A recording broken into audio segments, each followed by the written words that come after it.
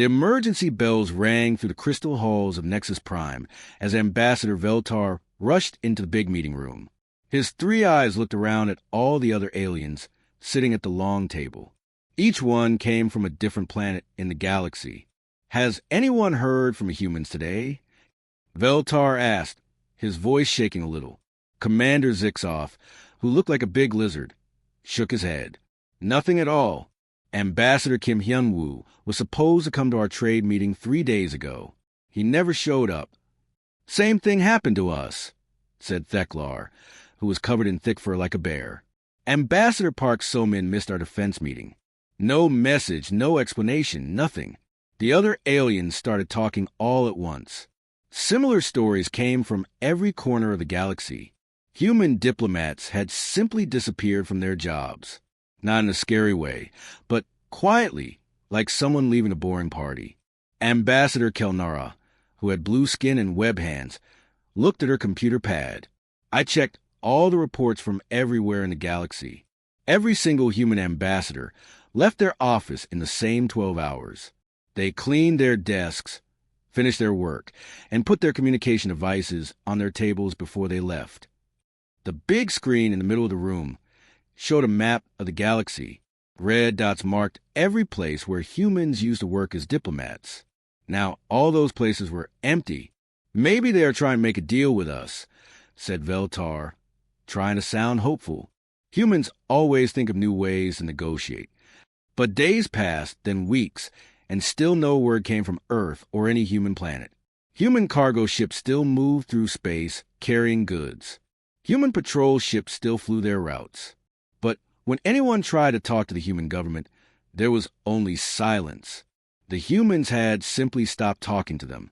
At first, the council members thought this was just a temporary problem. They figured the humans would come back in a few days with some new plan or demand. But as time went on, they started to worry. "This has never happened before," said Director Zephyros, who was very old even for his long-lived species. "In all my years, no species has ever just stopped talking to us completely." The weird part was that humans were not being mean or angry. When council ships got close to human space, human patrol ships would politely guide them away. When they tried to call human ships on the radio, the humans would acknowledge the call, but not answer any questions. It was like the humans had decided the council simply did not exist anymore. "We should send more ships," suggested Commander Corvash, who was big and strong and liked to solve problems with force. "Make them talk to us." "And say what?" asked Kelnara. "That we demand they talk to us? What if they say no?" The truth was starting to become clear, even though none of them wanted to admit it. The humans were not hiding or running away. They were just done dealing with the council.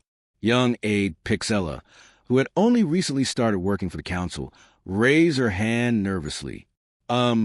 Excuse me, but what exactly did the humans do for us anyway?" The room got very quiet. The older members looked at each other uncomfortably. "They help with trade agreements," said Veltar slowly. "And border disputes," added Zixoff. "And they were really good at getting different species to work together," said Kelnara. As they talked, they realized that humans had been involved in almost everything the council did. They were always there, always helpful, always coming up with solutions when other species could not agree. "How many human diplomats were there?" asked Pixella. Director Zephyros checked his records. "About 300 spread across the galaxy." "And they all left at the same time?" "Yes." "That sounds like it was planned." The old director nodded slowly. "Yes, it does." The meeting went on for hours, but they could not figure out what to do. They tried calling her directly, but got only automatic messages saying that diplomatic communications were temporarily suspended. They tried talking to human traders and civilians, but those humans seemed just as confused as everyone else. "Our government just told us they were taking a break from council work," one human merchant had said with a shrug. Did not say why or for how long. As the weeks turned into months, strange things started happening around the galaxy. Small conflicts that had been quiet for years suddenly flared up again. Trade deals that had worked smoothly began falling apart. Arguments between different species that humans used to help solve quickly dragged on and on. The council members tried to handle these problems themselves, but it was much harder than they expected. Without humans there to suggest compromises and find middle ground, every decision took forever. Maybe we should have paid more attention to what they actually did for us. Veltar said quietly during one late-night meeting. Outside the council chambers, the galaxy continued spinning. Human ships still patrolled their space. Human colonies still thrived, and human traders still carried goods between the stars. But the silence from their government continued, leaving the council to wonder what they had done to deserve being ignored so completely. 3 months had passed since the humans stopped talking, and things were getting bad across the galaxy. Fleet Admiral Corvash slammed his huge fist on the meeting table, making the smaller aliens jump in their seats. "The Epsilon sector is a mess," he shouted, his face red with anger. Without Ambassador Lee Jinho to help, the mining companies are shooting at each other. The big screen showed red warning signs scattered across what used to be peaceful areas. Small disagreements that humans used to fix quickly had turned into real fights. "It gets worse," said Diplomat Yelessa, her bug-like antenna shaking with worry. "The Tau Ceti trade deal has completely fallen apart. Ambassador Choi Min-ah was supposed to help renew the contract. Now, both sides are back to fighting like they did before the peace treaty." Council Director Zephyros looked more worried than anyone had ever seen him. His old hands shook as he read report after report. "We are getting bad news from 17 different sectors. Border fights, trade wars, arguments over territory. All problems that humans used to handle quietly." The scary truth was becoming clear to everyone. For many years, humans had been like the glue holding the galaxy together. They solved problems so well that the Council had forgotten how hard it was to keep peace between hundreds of different species. "How many fights are happening now?" asked Ambassador Veltar, though he was afraid to hear the answer. 47 and getting worse every day," Yelessa said with a sick look on her face. "Many of these are old arguments we thought were fixed forever. The money problems were just as bad. Trade networks that humans had carefully built over many years were breaking down. Supply chains that had worked perfectly for generations suddenly stopped working without human management. Captain Rexanda of the merchant fleet sent a desperate message to the council. "My cargo ships used to follow routes planned by human trade specialists. Now I don't know where to go or what prices to charge. 3 of my business partners have stopped trading with me because we can't agree on terms without a human mediator." In the Vega system, 2 mining companies that had shared asteroid fields peacefully for decades were now building weapons and hiring private armies. Their old agreement had been written by Ambassador Nam Soo-jin, but without her there to explain what it meant when problems came up, both sides interpreted the rules differently. "We used to have one small argument every few months," explained mining boss Craig Still to council investigators. "The human ambassador would come, talk to both sides for an hour, and we would work it out. Now we have been fighting over the same issue for 2 months, and nobody knows how to fix it." The really frightening thing was discovering how many problems humans have been solving that the council never even knew about. Every day brought new reports of conflicts that should have been prevented. "Look at this," said Research Assistant Kilmar, showing the council a data file. "In the past 3 months, we have had more trade disputes than in the previous 3 years combined. But when I checked the old records, I found that humans were quietly handling about 12 trade problems every single day. We just never heard about them because they got fixed before they became serious." The council's own meetings were becoming disasters. Without humans there to suggest compromises and help different species understand each other, simple decisions took forever. A vote that used to take 1 day now took a whole week. "Why is everything so hard now?" complained Ambassador Thexola from the Plant People Worlds. "We are all intelligent beings. We should be able to work together." "Because humans think differently than we do," said old Director Zephyro sadly. "They see connections we miss. They find solutions we cannot imagine. They are good at understanding what different species really want, not just what they say they want." The economic reports kept getting worse. The galactic credit had lost 20% of its value. Shipping costs were up by 40% because trade routes were no longer efficient. 3 major corporations had gone out of business when their human-negotiated contracts fell apart. But the most shocking discovery came from the Council's own security department. Chief Security Officer N.A.L. Tate presented a classified report that made everyone's blood run cold. In the past year before the humans left, N.L. Tate said quietly, "Our records show they prevented or stopped 63 conflicts that could become major wars." 63. Most of you never even knew these problems existed because humans fix them so quickly and quietly. The room fell silent as the number sank in. 63 potential wars prevented by human diplomats working behind the scenes while the Council focused on bigger political issues. "We thought we were doing them a favor by letting them help us," whispered Veltar. But really, they were holding our entire civilization together.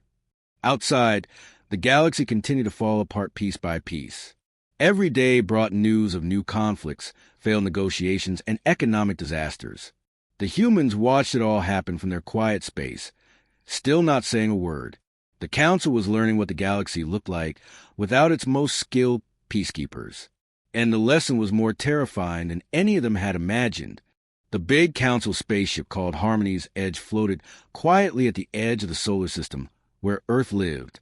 Captain Thexera stared at the viewing screen with growing frustration as another human patrol ship flew past them, without saying hello. "They know we are here," said Communications Officer Veltin, checking his instruments. "Their computers can see us. Their ships move around us, so they don't crash into us. They just won't talk to us." The human ships did their jobs perfectly. Trade ships carried goods along their usual paths. Guard ships patrolled their areas, and mining ships collected resources from asteroids. But when the Council tried to call them on the radio, it was like shouting at a wall. "Maybe we should try talking to regular humans instead of their government," suggested diplomatic aide Kixella. "The traders and workers might help us." "We tried that 3 weeks ago," Captain Thexera said with a tired voice. "The human civilians seem really confused by our questions. They say their government just announced a temporary break from talking to the Council and didn't explain why." On the big screen, Earth looked like a beautiful blue and green ball floating in space. Ships came and went from the space stations around it, and life seemed normal. But the planet might as well have been surrounded by an invisible wall, because their diplomatic papers meant nothing now. "Captain," called Sensor Officer Yilmark, "we are getting a message." Everyone on the ship bridge got excited until Yilmark continued reading. "It's an automatic message from traffic control. They are telling us that diplomatic ships are not allowed past this point. We should either stay where we are or go away." The message was polite and professional, but very final. It was the kind of courtesy someone might show to a door-to-door salesman they didn't want to talk to. Similar things were happening all over human space. Every time the Council tried to make contact, they got the same response. The humans acknowledged they were there, but wouldn't engage in any real conversation. They had not left the galaxy or hidden away. They had simply stopped talking to the Council. Back on Nexus Prime, emergency meetings continued day and night. Without human helpers, decisions that used to be made quickly now took forever. The Council's strict way of doing things worked fine for big policy decisions, but was terrible for the messy daily work of keeping hundreds of different species from fighting each other. Ambassador Kexran tried a different approach. "What if we send gifts? Humans like art and music, don't they? Maybe we can show them we want to be friends." So the Council sent beautiful artwork, rare minerals, and recordings of their finest music to human worlds. The gifts were received politely, stored carefully, and acknowledged with formal thank you notes. But still no real communication. "They are treating us like we don't matter," complained Commander Corvash during one particularly frustrating meeting. "This is insulting." "Is it?" asked old Director Zephyros quietly. "Or are they treating us exactly how we treated them?" The uncomfortable question hung in the air like a bad smell. Several Council members shifted nervously in their seats. "What do you mean?" asked Veltar. "When was the last time any of you actually listened to a human suggestion without assuming you knew better?" Zephyros asked. "When did we ever ask for their opinion on major decisions instead of just telling them to fix our problems?" The silence that followed was telling. Meanwhile, other council ships were having similar experiences throughout human space. The peaceful Dawn tried to land on the human colony of New Sol, but was politely redirected to a nearby neutral station. The crew was told they could buy supplies and fuel, but no government representatives would meet with them. Captain Movar of the research vessel Scientific Unity attempted to contact a human research station orbiting Jupiter. "We have worked together for 15 years, she pleaded over radio. "Surely our friendship means something." The response came from Dr. Ko Minsu, a human scientist she had known personally for over a decade. "I'm sorry, Captain. I would love to chat about our old projects, but I have been instructed not to engage in any discussions that could be considered diplomatic. Perhaps we can talk again when this situation is resolved." Even personal relationships were being sacrificed to maintain the silence. The most frustrating part was how normal everything seemed in human space. Their economy was running smoothly, their ships maintained perfect patrol schedules, and their colonies appeared to be thriving. They clearly didn't need anything from the Council to survive and prosper.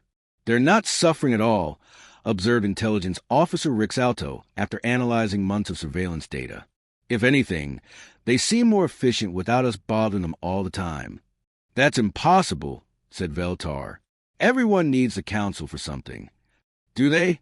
asked Zephyros. "What exactly do we provide to humanity that they cannot get elsewhere or do themselves?" It was a question none of them wanted to answer, because the truth was becoming painfully obvious.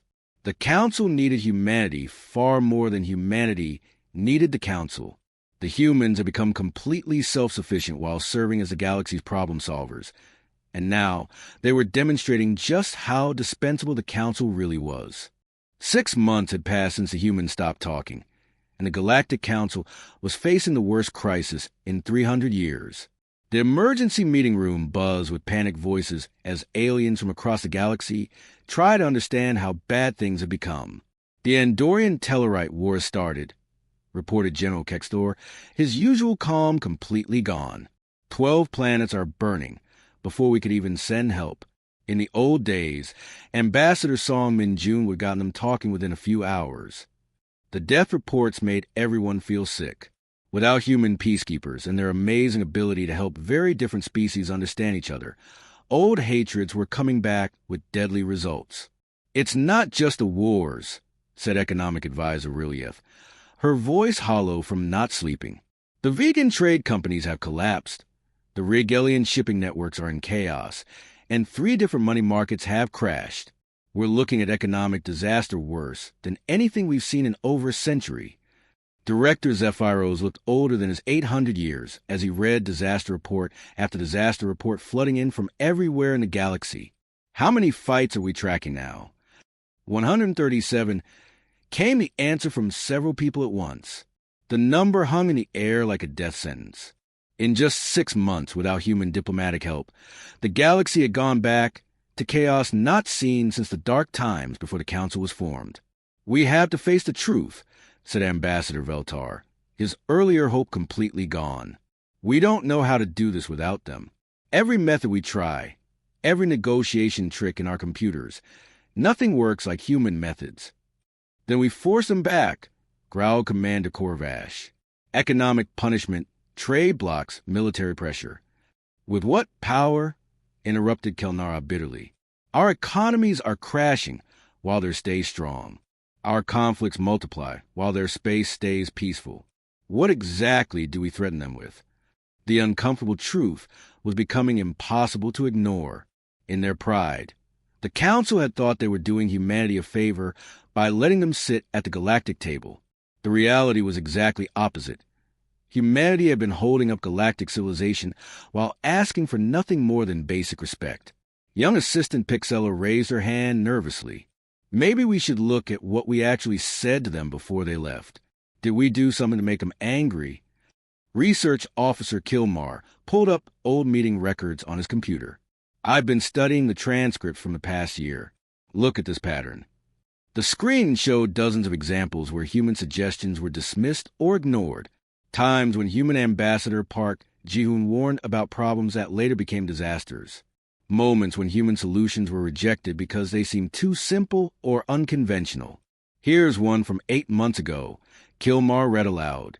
Ambassador Lee Soo-young suggested a new trade route that would reduce shipping costs by 30%. The proposal was voted down because, and I quote, humans lacked experience to understand complex galactic economics. And here, he continued, Ambassador Kim Hyejin warned that the Centauri mining dispute would escalate if not handled carefully. The Council decided to handle it themselves using traditional methods. That dispute is now one of our active wars. More examples filled the screen. Human warnings ignored, human solutions rejected, human expertise dismissed. A clear pattern of the Council treating human diplomats like useful servants rather than equal partners. We never listened to them, whispered Veltar in horror. We used their skills but never respected their opinions.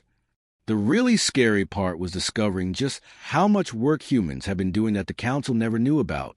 Security Chief N.A.L. Tafe presented classified data that made everyone's blood run cold. Our investigation shows that in the year before they left, human diplomats were handling an average of 47 separate conflicts per day across a galaxy. Not big wars, but small problems that could have become big wars if left alone. 47 per day? Gasped Ambassador Thexola.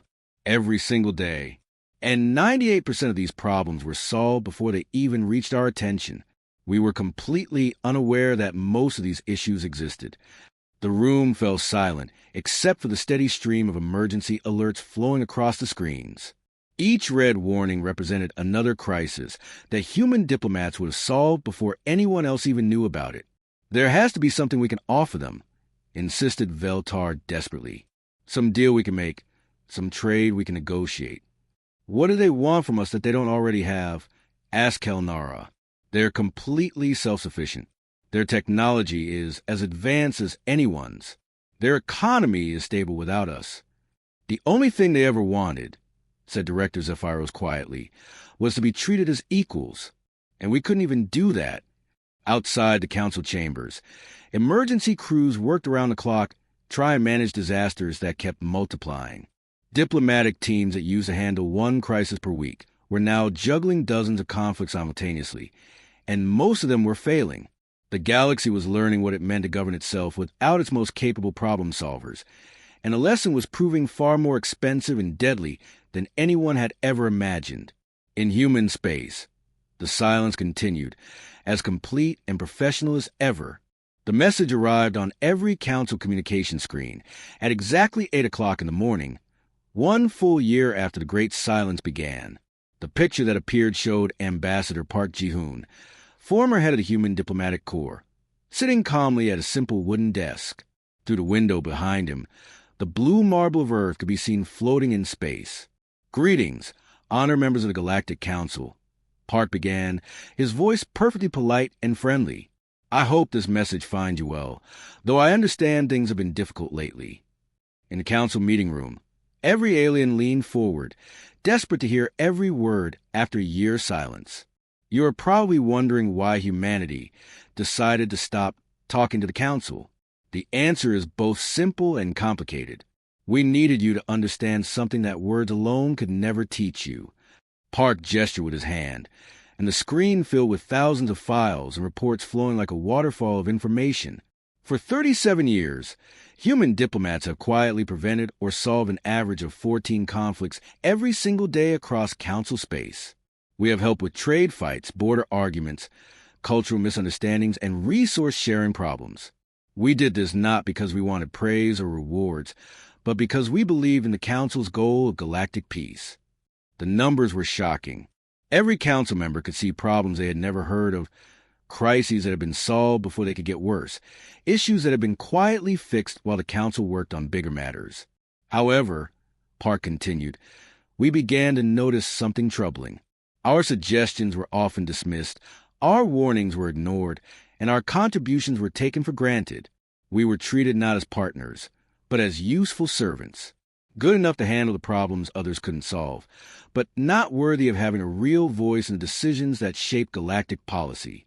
Uncomfortable movements rippled through the room as council members shifted in their seats. So we decided to try an experiment. What would happen if we simply stepped back? If we let the galaxy experience government without human help, the results, as you have certainly discovered, have been very educational. The screen returned to Park's calm face. We hold no anger toward the Council or its member species, but we will no longer serve as the galaxy's unpaid janitors while being treated as second-class citizens. If humanity is going to contribute to galactic civilization, it will be as true partners, not convenient problem solvers. Park leaned forward slightly, his expression becoming more serious. We propose a new arrangement. Human diplomatic expertise will be available to the Council, but our representatives will have equal voting rights. Our opinions will carry the same weight as founding members, and our contributions will be acknowledged rather than assumed. He paused, letting his words sink in. During this past year, we have carefully documented every crisis that occurred, every conflict that escalated, and every problem that could have been prevented with proper human involvement. We estimate that over 40,000 lives have been lost and economic damage exceeding 2 trillion galactic credits has occurred. The numbers hit the Council like a physical blow. 40,000 dead because they had been too proud to treat humans as equals. This was not punishment, Park continued. This was education. We wanted you to understand the true value of partnership versus the false comfort of dominance. We wanted you to experience what cooperation actually means. The transmission showed a montage of human colonies thriving, human ships maintaining perfect order in their space, and human scientists making breakthrough discoveries. Life had continued normally for humanity while the rest of the galaxy fell apart.